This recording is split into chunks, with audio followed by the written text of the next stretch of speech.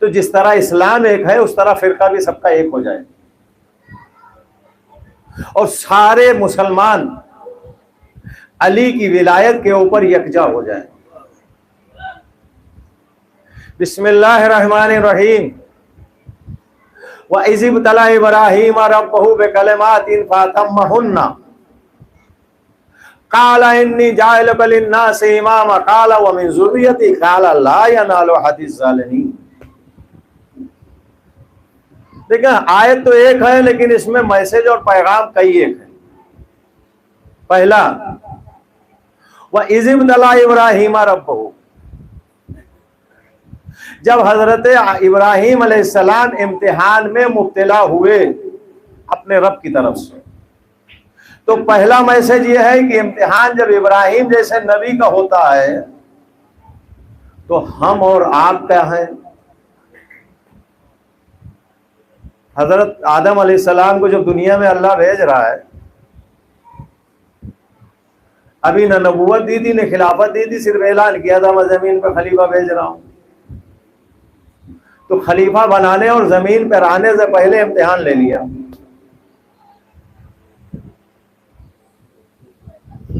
और उसके बाद जन्नत में भेजा। जन्नत में क्यों भेजा? जब भेजा था, बनाया था जमीन के लिए। कहीं आपने देखा सुना कुरान में हदीस में कि जन्नत के लिए बनाया गया था आदम को? ऐलान हुआ जमीन के लिए, भेज रहा है जन्नत में। ये जन्नत में भेजने की जरूरत क्या थी? जमीन तो बन चुकी थी ना, जमीन में क्यों नहीं भेजा? भाई देखें, जब कोई वीआईपी मेहमान आता है ना, भले वो फ्लाइट से आ रहा हो, बड़े आराम से आ रहा हो, फिर भी उसको सीधे मीटिंग हॉल में नहीं लेकर जाते। पहले उसकी पजीराई होती है, आराम करने का उसको टाइम दिया जाता है। ये अल्लाह का नबी अभी अभी तो बना है, अभी एक इतने बड़े इम्तिहान से फारिग हुआ है। अरे कुछ सांस तो ले लेने दो, कुछ दम तो ले लेने दो। नहीं, बनाया तो था जमीन के लिए, लेकिन चूंकि वीआईपी मेहमान है, जाओ अभी जन्नत में आराम करो, जब जरूरत आपकी होगी तो जमीन की तरफ भेज देंगे। अच्छा, यहां पे लोग जो है बड़ा सख्त जुमला इस्तेमाल करते हैं, मैं नहीं इस्तेमाल करता। कल आदम को जन्नत से निकाला गया। अरे निकाला कैसे जाएगा? उस जमीन के लिए तो बनाए गए थे, वक्त आ गया था जमीन पे भेजने का। निकाला वकाला नहीं गया, वक्त आ गया था जमीन पे भेजने का। अरे भाई नबी है, जरा अदब से बात तो करनी ही पड़ेगी ना। अब हो सकता है अल्लाह कुछ सालों के बाद भेजता, लेकिन कुछ ऐसे हालात वहां पर पैदा हुए कि अल्लाह ने टाइम से पहले भेज दिया, बस इतना हो सकता है। और वो हालात क्या हुए? पूरी जन्नत, इतनी बड़ी जन्नत कि आदम से लेकर कयामत तक सारा जो जन्नती है वो उस जन्नत में खप जाएगा, फिर भी जगह कम नहीं पड़ेगी। अच्छा, ऐसा नहीं कि वहां बिल्डिंग होगी, फ्लोर होगा, बड़े बड़े विला होंगे, बंगले होंगे, वहां पर कोठियां होंगी, सब सिंगल, डबल स्टोरी नहीं होगी। यानी इतनी बड़ी तादाद जन्नत में जाने वालों के डबल स्टोरी नहीं है, फ्लैट नहीं है, बिल्डिंग सिस्टम नहीं है कि 60 माला बना दो। सबके सिंगल फ्लैट, वो सिंगल बंगले और विला टाइप का होगा, बड़ा बड़ा, छोटा बड़ा, हर तरह का। और फिर भी जगह अफराद पड़ी होगी। इतनी बड़ी जन्नत जहां इतना सारा इंसान जाएगा, उस जन्नत में सिर्फ 2 लोग, आदम और हव्वा। चाहे जहां जाओ घूमो फिरो, जो दिल चाहे खाओ, लेकिन देखो खबरदार, फला जगह नहीं जाना, ला तकरबा हाज़िही शजरा, इस दरख्त के इर्द गिर्द में नहीं जाना। यहां पे भी लोग गोता खा जाते हैं, तर्जुमा क्या करते हैं, इस दरख्त के करीब। कुरान में तो यही है, लेकिन तफसीर में ये नहीं है। एक पूरा एरिया था, इलाका था, उस इलाके में एक मखसूस दरख्त था, तो उस इलाके का नाम उस दरख्त के नाम से मशहूर था, इसलिए अल्लाह ने कहा कि इस दरख्त के करीब न जाना, मतलब इस इलाके में न जाना। लेकिन मेरी गुफ्तगू कहीं और थी, वो आ गई कहीं और। अक्सर जाकिरीन के साथ ये होता है। अब मेरी समझ नहीं आ रहा, अल्लाह का वीआईपी मेहमान, नबी भी है, खलीफा भी है, पूरी जन्नत मुबाह, सिर्फ ये एक दरख्त के पास नहीं जाना। और वो दरख्त काहे का था? बोले उसका गंदुम का था। और मेरी तो समझ में नहीं आया कभी गंदुम का दरख्त था। क्यों नहीं समझ में आया? दुनिया से कई गुना ज्यादा खूबसूरत जन्नत है। हर चीज, चाहे वहां की जमीन हो, चाहे फल हो, चाहे पेड़ हो, पौधे हो, अनाज हो, जानवर हो, कुछ भी हो, दुनिया से कई ज्यादा गुना खूबसूरत है। अब आप ये बताइए, दुनिया में गंदुम के दरख्त की कौन सी वैल्यू है? क्या इज्जत है उसकी? गंदुम की तो इज्जत है कि चूंकि हमारा दाना पेट भरता है, लेकिन दरख्त में कौन सी खूबसूरती है, कौन सा कमाल है भाई? इतनी बड़ी जन्नत, एक से एक फल, कोई ऐसा फल है कि जो वहां पर ना हो? भाई यहाँ पर दुनिया में तो यह है, कुछ ऐसे फल है जो हिंदुस्तान में है, ईरान में नहीं। कुछ ऐसे फल है जो ईरान में है, अफ्रीका में नहीं। कुछ ऐसे फल है जो अफ्रीका में है, अमेरिका में नहीं। तो यहाँ पे तो जगह के एतबार से चेंजिंग हो जाती, लेकिन वहां पूरी जन्नत में हर तरह का मेवा और फल। उसमें ये गंदुम के दरख्त में कौन सी खासियत थी कि तुम सेब खा लेना, अंगूर खा लेना, अनार खा लेना और सब चीज खा लेना, गंदुम नहीं खाना और इसके करीब भी नहीं जाना? मेरी समझ में नहीं आया आज तक। कुछ लोग कहते नहीं गंदुम नहीं, वो अंगूर की बेल थी। अगर अंगूर की बेल मान ली जाए तो वो अंगूर की बेल भी कौन सी बहुत ज्यादा खूबसूरत है भाई। देखें, इब्लीस जब जन्नत में दाखिल होने लगा तो इसके जन्नत में दाखिल होने के वक्त दो लोगों ने हेल्प किया था, मदद किया था। एक सांप ने, एक मोर ने। सांप हाथी से बड़ा जानवर था, 4 पैरों वाला। उसने उसकी हेल्प किया था कि उसके जरिए से वो शैतान जन्नत में चला गया, और मोर ने उसको छुपा लिया था। मोर ने भी हेल्प किया। अल्लाह ने क्या किया? सांप के चारों पैर छीन लिए और बड़े जसामत को एक पतले से डंडे की तरह बना दिया कि बेटा इन्हीं पैरों से चल के तुमने इब्लीस की मदद की थी, पैर ही छीने ले रहे हैं। तो आप ये याद रखिए कि जिसने भी शैतान की मदद की, चाहे वो दुनिया में करे चाहे वो जन्नत में करे, सजा जरूर भुगतेगा। चाहे छोटी सी मदद हो और चाहे बड़ी मदद हो, सजा जरूर भुगतेगा। तो अल्लाह ने क्या किया? चारों पैर छीन लिए और जसामत जो है बिल्कुल ऐसे बना दिया। पेट जिंदगी भर कयामत तक ये सांप पेट रगड़ के चलेगा, ये सजा मिली। मोर एक बहुत बड़ा परिंदा था, बहुत खूबसूरत, निहायत खूबसूरत। उसकी खूबसूरती का आलम मैं बताऊं, अल्लाह ने मोर के ऊपर अजाब नाजिल किया, उसकी खूबसूरती छीन ली और छीनने के बाद दुनिया में भेज दिया।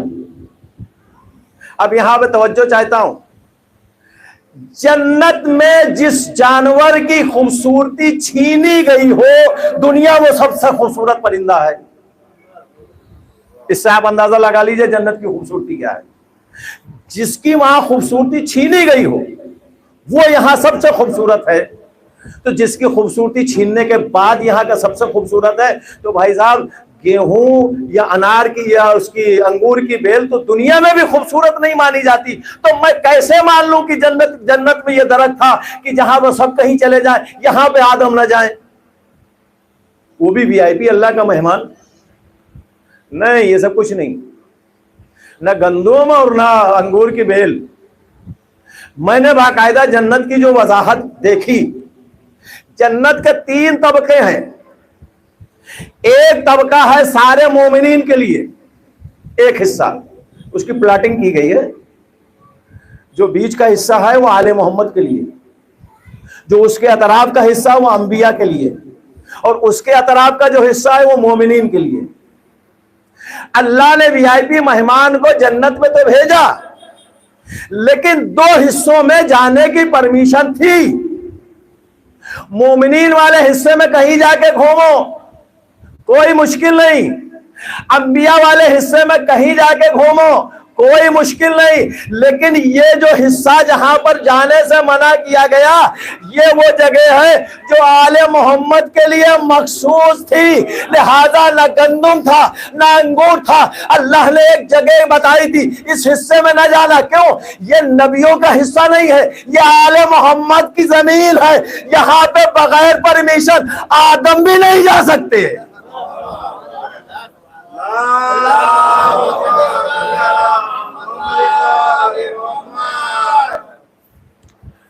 तो पहला इम्तिहान आदम को पैदा किया, वहां लिया, जन्नत में भेजा, यहां भी बगैर इम्तिहान नहीं छोड़ा, यहां भी इम्तिहान ले लिया। अब इसके आगे मैं नहीं पढ़ूंगा कि क्या हुआ, वो जो कुछ हुआ बाद में हुआ। तो हजरत इब्राहिम अलैहिस्सलाम का भी यही हाल है। अच्छा, उनकी बात तो बाद में करेंगे, अपना ले लीजिए। हम क्या इम्तिहान से दूर हैं? हमारे स्कूल के एग्जाम कितने इतने क्या होंगे, इम्तिहान क्या होंगे, जितना अल्लाह ताला सुबह से शाम तक हमारा एग्जाम लेता है। सुबह हुई नहीं, पहला इम्तिहान, मुअज्जिन अजान दी, बेटा बिस्तर छोड़ दो। इम्तिहान है कि नहीं? नींद खराब करो, आराम खराब करो, बिस्तर छोड़ दो, पहला इम्तिहान। अल्लाह के लिए अपनी नींद खराब करते हो या शैतान के लिए वो थपकी दे के सुलाए तुम सो जाते हो? पहला इम्तिहान सुबह सवेरे, सूरज निकलने से पहले। दिन हुआ, दोपहर, भरी दोपहर है, दुकान वाला दुकान पे बैठा, कस्टमर की लाइन लगी, मुअज्जिन ने अजान दिया, अल्लाह ने इम्तिहान लिया, फौरन शटर गिराओ। अगर ऑफिस में हो 10 मिनट की छुट्टी लेके जाओ, नमाज पढ़ लो। इम्तिहान है कि नहीं है? शाम को आए बैग डाल के काम से, थके चूर, बिल्कुल गर्मी में पसीना बह रहा है, परेशान हाल है, मुअज्जिन ने अजान दी, बैग उधर डालो, पहले मगरिब इशा की नमाज पढ़ो। घर में खाना, चाय पानी, नाश्ता निकल के रखा है कि भाई काम से आए, थके हैं, मांदे, चाय पी ले, थोड़ी देर के बाद खाना खा ले। लेकिन नहीं, मुअज्जिन ने अजान दे दी, सब छोड़ो, जाओ वजू करके नमाज पढ़ो। इम्तिहान है कि नहीं है? अच्छा, आपने मेहनत की, पैसा खूब कमाया। अरे मेहनत हमने की, पैसा हमने कमाया, अब इस्तेमाल भी तो हम ही करेंगे। नहीं, अगर पैसा है तो खुम्स निकालो, अगर अनाज और बकरे वो जानवर वगैरह है तो ज़कात निकालो। उसके बावजूद अगर बच गया है तो कम से कम जिंदगी में एक मरतबा मक्के चले जाओ, 5 लाख वो भी खर्च करो, है ना? कितने इम्तिहान। 11 महीने खूब पेट भर भर के खाते रहे। रमजान आया, 1 महीना अल्लाह ने भूखा रखा, 15 घंटे डेली इम्तिहान।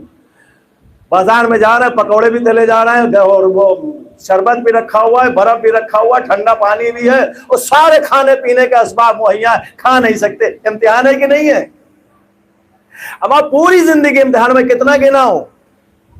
हजरत इब्राहिम को एक इम्तिहान हुआ,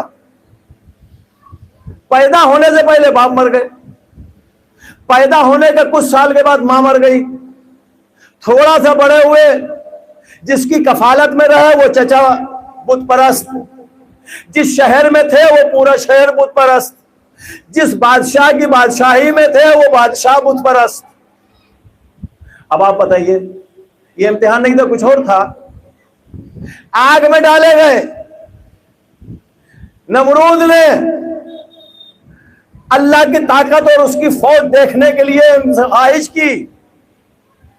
तो सारे वाकई मैं सबको छोड़ता हुआ जा रहा हूं, इतने सारे इम्तिहान। हाँ, उसके बाद छोटा सा बच्चा, इम्तिहान है, जाओ लकोदक सहरा में, मक्के में जाके इसको छोड़ के आओ, जहां कोई पानी नहीं है, कोई आबादी नहीं है। इस्माइल और उसकी मां को छोड़ के चले आए। वो तो चश्मा बाद में निकला। अच्छा चलो ठीक है, अल्लाह ने चश्मा निकाला, बच्चा बच गया, माँ भी बच गई, आबादी हो गई। बच्चे को छोड़ के चले आए पहली वाली बीवी के पास। अब वहां दूसरी बीवी और बच्चा, वो अकेले बेचारे रह रहे, कभी कदार देखने चले जाते थे। जब बच्चा जवान हुआ तो और बड़ा इम्तिहान। बचपने में तो बच गया था, अब जवानी में काट दो इसको, गले पे छुरी रख दी, वो तो अल्लाह ने भेज दिया दुम्बा। लेकिन अगर दुम्बा ना आया होता तो इस्माइल तो गए थे बेचारे। तो ये जवानी में इम्तिहान, अरे बाप रे बाप, इम्तिहान की कोई हद है। अच्छा, उसके बाद अल्लाह ने कहा कि यहाँ पे आबादी ज्यादा हो गई, यहाँ पे हमारा घर बनाओ जो बाद में काम आएगा। अब जवान बेटे को वहां जाके खटाया, दोपहर में जो है बेचारा ईंटा पत्थर गारा दे रहा है, अल्लाह का घर बनना है। कितने सारे इम्तिहान, अल्लाह जितना इम्तिहान ले रहा था, इब्राहिम के दर्जात बुलंद हो रहे थे। एक इम्तिहान लिया, नबी बनाया। दूसरा इम्तिहान लिया, रसूल बनाया। तीसरा इम्तिहान लिया, उलुल अज़्म बनाया। चौथा इम्तिहान लिया, शरीयत दे दी। पांचवा इम्तिहान ले लिया, हबीब बना दिया, खलील बना दिया। इम्तिहान लेता रहा, दर्जात बुलंद करता रहा। सारी जिंदगी भर इब्राहिम के इम्तिहान होते रहे। इम्तिहान का है के थे, फिजिकल इम्तिहान थे, आमाल के इम्तिहान थे। इम्तिहान लेता रहा, ओहदे बढ़ाता रहा, मनसब बढ़ाता रहा। आखिरी इम्तिहान होने जा रहा है। यह आखिरी इम्तिहान का है बेकलिमातिन, ये आमाल का इम्तिहान नहीं है, ये अकीदे का इम्तिहान है। जब अकीदे का इम्तिहान लिया तो फौरन एक और नया मनसब, नया ओहदा दे दिया कि तुमको मैंने लोगों का इमाम बना दिया। अब समझे, आमाल का इम्तिहान दिया तो नबूवत मिली, आमाल का इम्तिहान दिया तो रिसालत मिली, आमाल का इम्तिहान दिया तो खुल्लत मिली, आमाल का इम्तिहान दिया तो शरीयत मिली।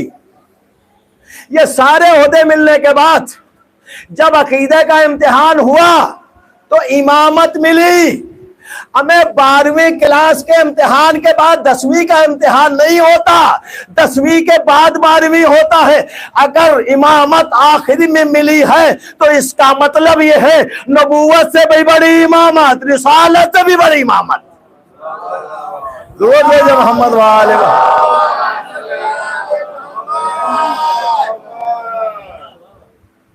अच्छा, अब जो अकीदे का इम्तिहान था, वो इम्तिहान था क्या भाई? आयत में वो उसका जिक्र नहीं है। मैंने कहा भाई ये इम्तिहान किस चीज का इम्तिहान था? बोले ये वही इम्तिहान था जो आदम ने इम्तिहान दिया था। जब नबूवत का आगाज हुआ तो जो वहां इम्तिहान हुआ वही यहां इम्तिहान हुआ, और वही सारे नबियों का इम्तिहान हुआ। तो मैंने कहा भाई वहां क्या इम्तिहान हुआ? कहले वहां अकीदे का इम्तिहान था। कुछ नूर आए, चूंकि मैंने पूरा पढ़ दिया है इससे पिछली मजलिसों में, लिहाजा पूरी तकरार तो नहीं करना है, सिर्फ इशारा। अनवार के नाम बताना है, ये मोहम्मद का नूर है, या अली का नूर है, या फातिमा का नूर है, या हसन का नूर है, या हुसैन का नूर है। वहां नाम बताना थे। इब्राहिम का इम्तिहान हुआ, उन पंजतन को दिल में उतारना था। अकीदे का इम्तिहान है, कलिमात वही थे। जब अकीदे का इम्तिहान दिया तो इमाम बने। बड़ी अजीबोगरीब मंजिल है। लोग एक सवाल करते हैं कि अगर सबसे बड़ा उनका जो है एतराज और सवाल यह है, यही है कि अगर लोगों ने अली का मनसब गस्ब किया था तो अली ने तलवार क्यों नहीं उठाई? तवज्जो चाहता हूं, बड़ा सीधा साधा जवाब दे रहा हूं आपको। तलवार क्यों नहीं उठाई? ये बताइए कि अल्लाह के सारे मनसब कितने हैं? पहला मनसब खिलाफत, उससे बड़ा नबूवत, उससे बड़ा रिसालत, और उससे बड़ा इमामत, है ना? शुरुआत कहां से है? खिलाफत से। और चौथा और आखिरी मनसब क्या है? इमामत। अब यहां पे जरा तवज्जो कर लीजिए, बात समझ में आ जाएगी। इब्राहिम ने एक से सख्त इम्तिहान दिए, नबी बने, रसूल बने, उलुल अज़्म बने, साहिब शरीयत बने, खलील बने, इमाम नहीं बने। जब अकीदे का इम्तिहान दिया तो इमाम बने। मकसद समझे? यानी जब इब्राहिम ने मोहम्मद का नाम लिया तो इमामत मिली, अली का नाम लिया तो इमामत मिली, फातिमा का नाम लिया तो इमामत मिली, हसन का नाम लिया तो इमामत मिली, हुसैन का नाम लिया तो इमामत मिली।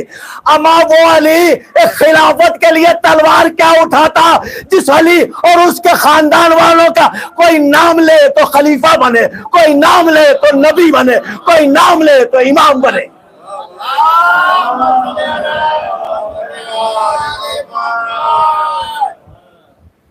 अली को इसकी जरूरत थी जो तलवार उठाता। ऐसे ऐसे होते तो अली बांटता है, लेता नहीं है। तो हजरत इब्राहिम अलैहिस्सलाम का इम्तिहान हुआ कलिमा से। अब इसके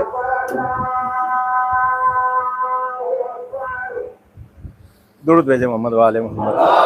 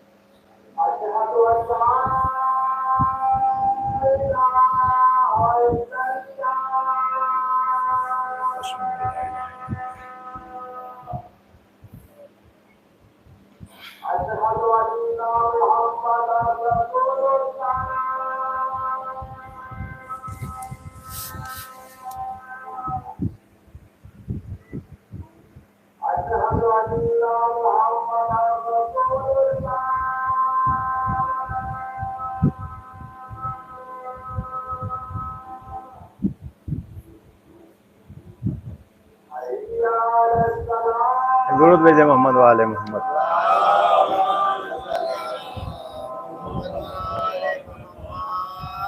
जो असल अजानती खत्म हो गई।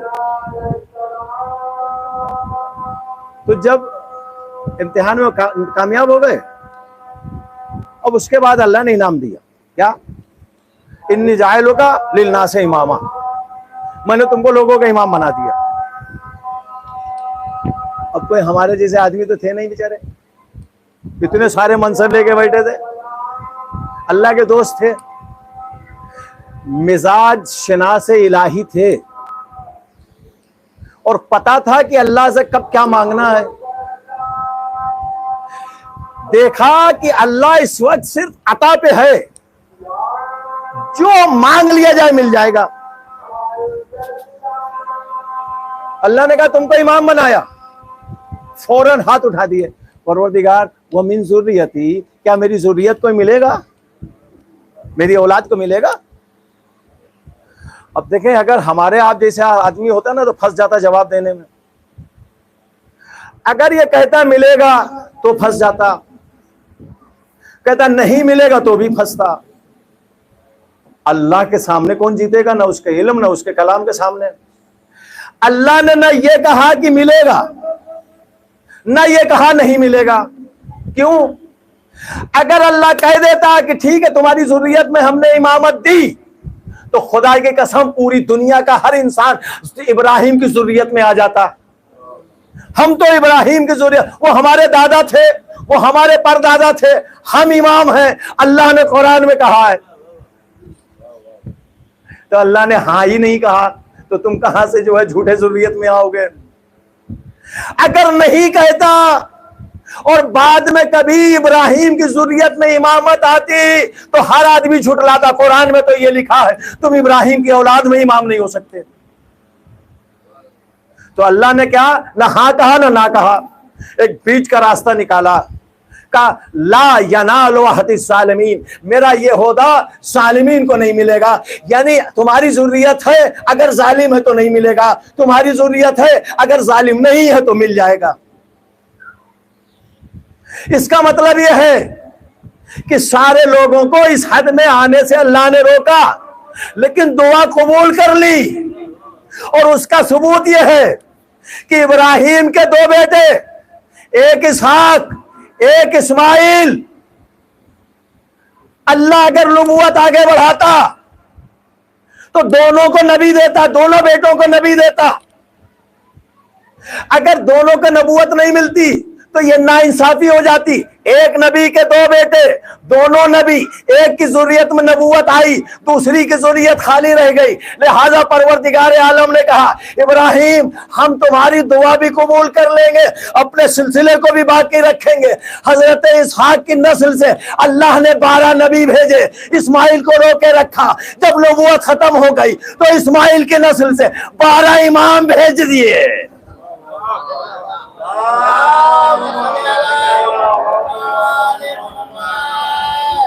अगर इसहाक की नस्ल से 12 नबी आए तो इस्माइल की नस्ल से 12 इमाम आए। ये ला यनालु अहदी ज़ालिमीन, एक बीच का रास्ता निकाला। अच्छा, यहां पर चूंकि वक्त भी खत्म हो रहा है, लिहाजा धीरे धीरे मंजिल की तरफ आ जाए। इससे बाद में भी एक मदद मिल गई। मदद क्या? रसूल के बाद रसूल की जानशीनी उसी को मिलेगी, ला यनालु अहदी ज़ालिमीन, कि जिसके पास जुल्म ना हो, जिसने कभी जुल्म ना किया हो, वही रसूल का जानशीन हो सकता है, चाहे वो खिलाफत हो चाहे इमामत हो। अब लोग यहां पर बड़ा मासूम साबित कर देते हैं, लेकिन अल्लाह ने जो इंतजाम किया है उसको कोई काट नहीं सकता। देखिए, जुल्म कहते किसको है? आमतौर से हमारे यहां यह राइज है कि किसी को मार दिया जाए तो जुल्म है, किसी को सताया जाए तो जुल्म है, किसी का पैसा ले लिया जाए तो जुल्म है, चोरी चमारी कर ली जाए तो जुल्म है, जमीन जायदाद छीन ली जाए तो जुल्म है। यही है ना जुल्म? नहीं, अल्लाह के यहां शरीयत में जुल्म की 3 किस्में हैं। एक है जुल्म बिल्लाह, एक है जुल्म ले गैरे, और एक है जुल्म बेनफ्से। तीनों की मैं वजाहत कर दूं और उसके बाद में मसला वाज़े हो जाए। जुल्म बिल्लाह, जिसने पूरी जिंदगी में एक लम्हे के लिए शिर्क या कुफ्र किया, वो जुल्म बिल्लाह में आ गया। जुल्म ले नफ्से क्या है? ऐसे गुनाह कि जिससे आपको ही सिर्फ नुकसान है और किसी को नहीं है। मसला नमाज नहीं पढ़ी, दूसरे का क्या इसमें गया? आप जहन्नमी बने। रोजा नहीं रखा, दूसरे का क्या गया? आप जहन्नमी बने। खुम्स नहीं दिया, दूसरे का क्या गया? आपने जिंदगी भर माले हराम खाया, आप जहन्नमी बने। यह है क्या? जुल्म बेनफ्स से। अब तीसरा जुल्म है जुल्म ले गैरे। किसी को वो जुल्म की जो दूसरे तक पहुंचे, किसी का माल लिया जुल्म ले गैरे, किसी को सताया जुल्म ले गैरे, किसी की गीबत की जुल्म ले गैरे, किसी के ऊपर इल्जाम लगाया जुल्म ले गैरे, किसी का उधार लेके अदा नहीं किया जुल्म ले गैरे। ये सारे जुल्म ले गैरे। अल्लाह ने क्या कहा? जो जालिम होगा वो मनसब इमामत तक नहीं आएगा। मतलब यह है कि जुल्म की तीनों किस्मों में अगर कोई एक भी किस्म पाई जाए तो वो इस मनसब तक नहीं आ सकता। अब आप सोचिए कि 3 किस्मों में अगर एक किस्म भी पाई जाए तो वो मनसब इमामत तक नहीं पहुंच सकता। अमा जिन लोगों के तीनों किस्में मौजूद हो वो भला इस मनसब तक कैसे आ सकते? तीनों किस्में कैसे मौजूद हो? सुनिए, जब रसूल ने मक्के में कलमा पढ़वाया, कोई मुसलमान था? कोई नहीं मुसलमान था, सब काफिर थे। अगर एक लम्हे के लिए भी कुफ्र अख्तियार किया, शिर्क अख्तियार किया, जुल्म ले गैरे, कोई 40 साल की उम्र में मुसलमान हुआ, कोई 35 साल की उम्र में मुसलमान हुआ, कोई 30 साल की उम्र में मुसलमान हुआ, यानी 30, 35, 40 साल तक जुल्म बिल्लाह करते रहे। ये एक किस्म जुल्म की। दूसरी जुल्म बेनफ्से, वो गुनाह जो तुमको नुकसान करे। शराब पीते नहीं थे, शराब के हौजों में नहाते थे, जुल्म ले नफ्से। पता नहीं कितने मासूमों को कत्ल कर दिया जुल्म ले नफ्स से, पता नहीं कितने लोगों को सताया जुल्म ले नफ्स से, जुल्म ले गैरे। किसी का माल छीन लो, ये जुल्म ले गैरे है। सुनिए, मक्के में रहे तो जुल्म बिल्लाह किया, मक्के में रहे तो जुल्म ले नफ्स से किया, मदीने में आए नबी की बेटी का माल हड़प करके जुल्म ले गैरे किया। तीन तीन जुल्म तुम्हारे पास, उसके बावजूद मनसबे रिसालत चाहिए। दुरूद भेजे मोहम्मद वाले मोहम्मद। अब चूंकि आज तारीख बड़ी अहम है, लिहाजा वहां तक भी आना है। आज मैंने आधी ज्यादा छोड़ दी, अभी उसकी वजाहत भी नहीं की। वो वक्त मिलेगा तो इंशाल्लाह कल यहीं से मुत्तसिल करूंगा। आज तारीख कितनी है? 6। किससे मंसूब है ये तारीख? जनाब अली अकबर से। जनाब अली अकबर की अहमियत पता है आपको? सिर्फ मसाइब में हम अली अकबर के मसाइब सुनते हैं ना, यही अली अकबर नहीं है। पता है अली अकबर कौन है? देखें, जन्नत का एक कायदा कानून है अल्लाह का कि जन्नत की कोई भी चीज महशर से पहले, हिसाब किताब से पहले गैर मासूम नहीं खा सकता, इस्तेमाल नहीं कर सकता। जन्नत की कोई भी चीज। हजरत अली अकबर अलैहिस्सलाम बचपन का जमाना है।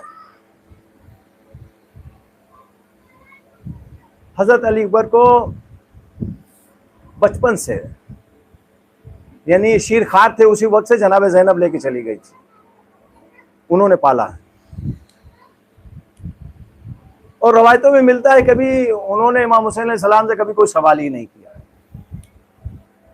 लेकिन एक दो बार रवायतें हैं कि सवाल हुआ। ये मैंने इसलिए वजाहत दे दी कि फौरन निकलने के बाद लोग पूछते थे कि वहाँ मसाइल में तो ये पढ़ा जाता है, मौलाना लोग बोलते कभी सवाल नहीं किया आपने, तो पहले सवाल पढ़ा किया। तो इसलिए मैंने वजाहत करती कि रवायत में ऐसा भी मिलता है। इमाम हुसैन अलैहिस्सलाम मस्जिद में बैठे थे, असहाब व अंसार के बीच में मस्जिद में बैठे थे, वाज़ व नसीहत कर रहे थे कि इतनी देर में शहजादे अली अकबर आए, बाबा को सलाम किया। इमाम हुसैन अलैहिस्सलाम ने जवाब दिया, पास बुलाया, शफकत की, कहा बेटा कुछ चाहिए? कहा बाबा अंगूर खाने का मन हो रहा है। अरब, आजकल का अरब मत समझिए आप, 1400 साल पहले का अरब सोचिए, जब हवाई जहाज नहीं था, जब फास्ट सवारियां नहीं थी, घोड़े और खच्चर का जमाना था, जहां पर रेगिस्तान में खजूर के अलावा अंगूर होते ही नहीं था। अंगूर पैदा ना हो, दूसरी जगह से जा ना सके, अंगूर की फसल नहीं, अंगूर आए कहां से? कहा बाबा अंगूर खाने का दिल चाह रहा है। इमाम हुसैन अलैहिस्सलाम ने अपना हाथ इस तरह से उठाया हवा में, और उसके बाद अंगूर का एक बेहतरीन बड़ा सा खोशा, बड़ा सा गुच्छा अंगूर का हाथ में आया, और उसके बाद में दे दिया। अली अकबर खाते हुए चले गए।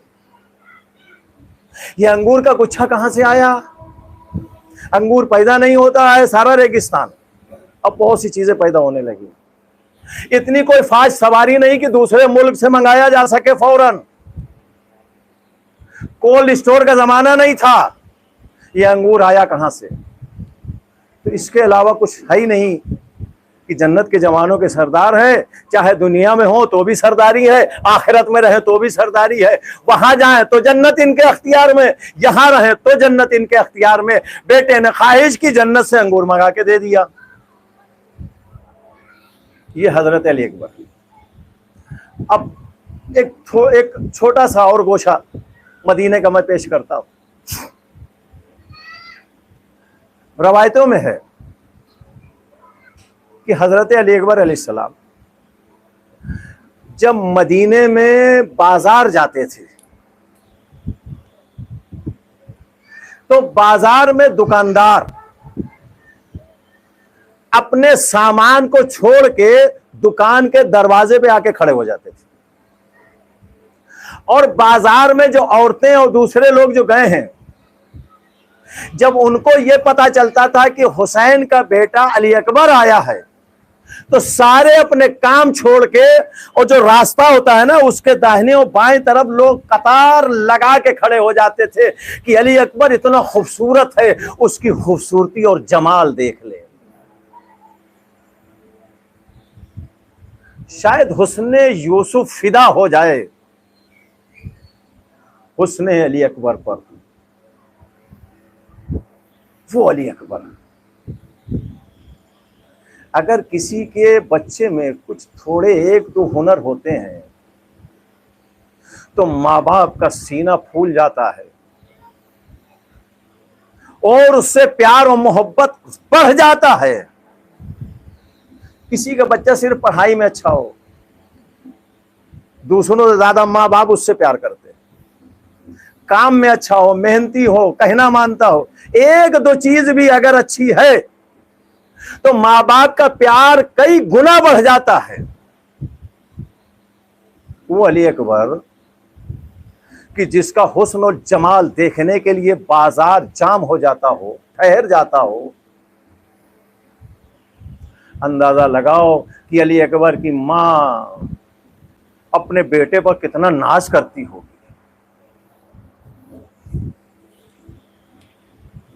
जो बेटा बचपन से जन्नत के फल और मेवे खाता हो, उसकी मां अपने बेटे पर कितना नाज करती होगी। और वो भी इतना लायक बेटा कि अली अकबर हुसैन की परछाई थे, साया। क्या मजाल है, कभी अली अकबर ने अपने बाबा के सामने जबान नहीं खोली, सिर्फ हुक्म सुनते थे और चल देते थे, हुक्म सुनते थे चल देते थे। एक अब्बास ने, एक अली अकबर, ऐसा लायक बेटा और उम्र भरी जवानी। अब आप अंदाजा लगाए कि जनाबे अली अकबर जैसे ही शहादत का सिलसिला शुरू हुआ, जनाबे अली अकबर बार बार आए इमाम हुसैन से इजाजत मांगने के लिए। तो इमाम हुसैन अलैहिस्सलाम हर बार कुछ ना कुछ अलग बहाना कर देते थे।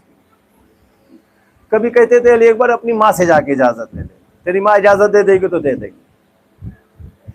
कभी कहते थे अपनी फूफी से जाके इजाजत ले लो। कभी कहते थे कि बेटा तू तो मेरे नाना की शबीह है, नाना को देखने का जब दिल चाहता है मैं तेरी ज़ियारत कर लेता हूं।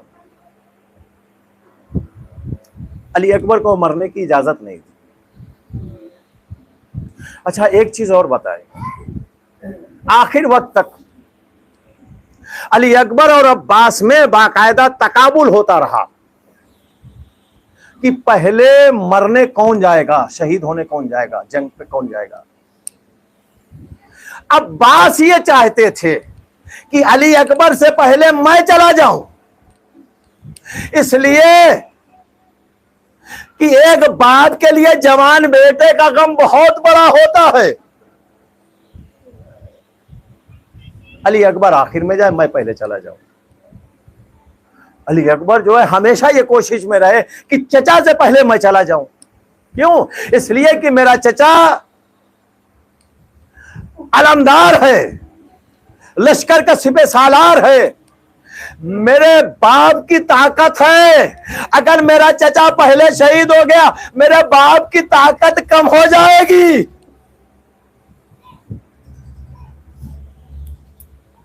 दोनों ये सोचते रहे, लेकिन अब्बास कामयाब हो गए और अली अकबर से पहले शहीद। अब मर्दों में सिर्फ दो ही बचे थे, तीन। एक आबिदे बीमार जो बीमार थे। जनाबे अली असगर का नाम इसलिए नहीं लिया कि वो मर्दों में नहीं आते, बच्चों में आते हैं। बच्चे तो बहुत सारे थे, बच्चे तो बहुत से थे। मर्दों में जो जंग कर सकते थे सिर्फ तीन लोग बचे, एक अली अकबर, एक हुसैन, एक आबिदे बीमार। आबिदे बीमार बीमार होने की वजह से जहाज साकित, अब सिर्फ 2 लोग बचे। अली अकबर की मौजूदगी में हुसैन शहीद नहीं हो सकते थे। अब अली अकबर बचे। अभी भी हुसैन ने डायरेक्ट अली अकबर को इजाजत नहीं दी। और उसके बाद में जब अली अकबर आए, कहा कि बाबा अब क्या बचा है, सब तो शहीद हो गए। कहा अच्छा जाओ अपनी फूफी अम्मा से इजाजत लेके आओ। और ये पता था कि ज़ैनब भी इजाजत नहीं देंगे, लेकिन इमाम के बेटे थे, इस तरह इजाजत नहीं मांगी। जाके फूफी अम्मा के जानू पे सर रख के लेट गए। ज़ैनब अली अकबर के बालों में उंगलियां डाल के कंघी करने लगी।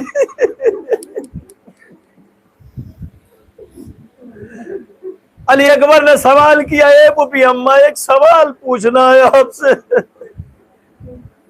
कहा बेटा पूछो। कहा आप ये बताइए कि दादी फातिमा का बेटा ज्यादा अहम है या आपका बेटा ज्यादा है?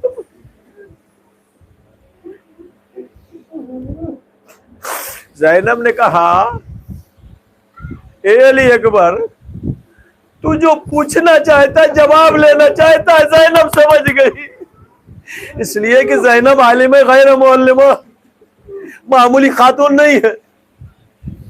कहा बेटा जो तू सवाल करना चाहता, पूछना चाहता, समझ गई ज़ैनब। ए बेटा, अरे दादी फातिमा के बेटे के सामने मेरा बेटा कुछ नहीं, जा मैंने तुझको रोए खुदा। ज़ैनब को, अली अकबर को जनाब ज़ैनब से इजाजत मिल गई, माँ की खिदमत में आए। कुछ ऐसे अल्फाज इस्तेमाल किए कि माँ ने भी इजाजत दे दी। अब उसके बाद जब अली अकबर खैमे से बाहर निकलने लगे तो तमाम बीबियों ने जमघटा किया। और तरीका ये था कि जब भी कोई खैमे से रुखसत होता था मैदान कारजार में जाने के लिए, तो बीबियां 2 सफ बना लेती थी, 2 कतारें बना लेती थी, और जाने वाला उसी सब के बीच से गुजरता जाता था, ताकि हर बीबी खुदा हाफिज कह दे।